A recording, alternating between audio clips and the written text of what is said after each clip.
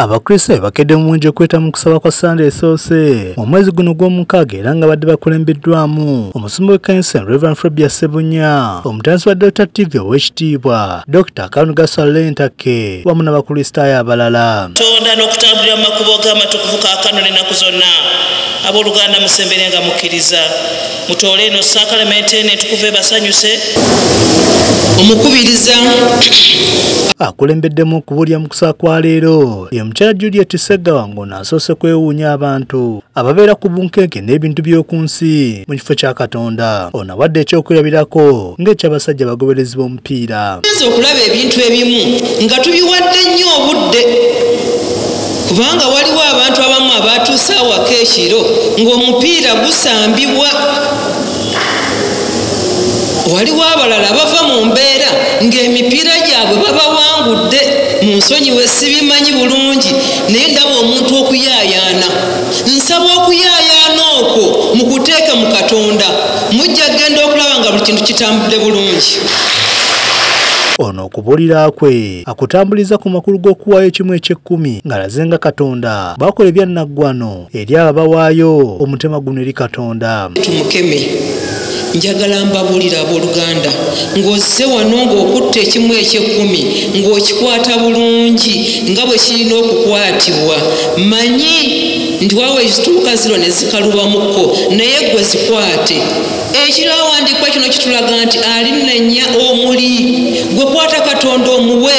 Katonda bw'onooba omuwadde agenda kukuuma ebintu byo, agenda kukuuma gwe, akuuma abaana bo, aleete omukisa, aleete buli kintu kyonna kyonna okutambula obulungi kubanga okoze bulungi. Mukyala Ssegawa alaze nga Katonda bw'anyigira ennyo omuntu atayagala kuwaayo kimu kya kkumi n'atuuka n'okumwesonyiwa. Oba tuwadde kimu kya kkumi kiri mu bitabo muno nti okolimiddwa kiba kikolimo ng'olidde ekimu eky'ekkumi. Naye waliwo lwe tukwatibwa ennaku ne bagamba okuleeta ekimu eky'ekkumi nga bwe tuli wano ne watawera bantu 50 kugenda kuwaayo kimu kya kkumi. Abooluganda nga tonnabagamba ssenga ow'ennakawuka nti antambulirako sooka weekebera otambula ne Katonda wo tugende mu maaso ssebo. Kyokka ono era asabye abantu okutuukirizanga obweyamo bwe babeera bawadde Katonda naddala bwe kituuka ku kintu kyabeera basabye ate ne bakifuna. Naye yasaba Katonda naye bwe yali asaba Katonda teyamusaba nti Katonda wange bompa omwana. Nedda, yalina n'ekika ky'omwana kye yali ayagala. Yali ayagala mwana ki? Bwe yamuwa omwana omulenzi omwana yali ki? Omwana yali nabbi. Tweyame, bwe tweyamira mu Katonda ne tukolera mu Katonda, Katonda agenda kutuwa ebyo ebintu ate eby'amaanyi ennyo ennyo ennyo.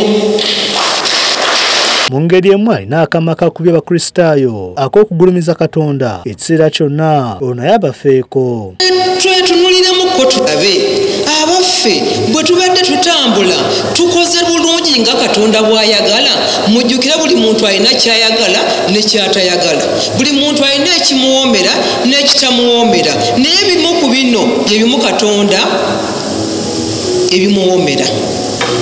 Katonda ayagala nnyo okumwebaza. Katonda ayagala okumusuusuuta.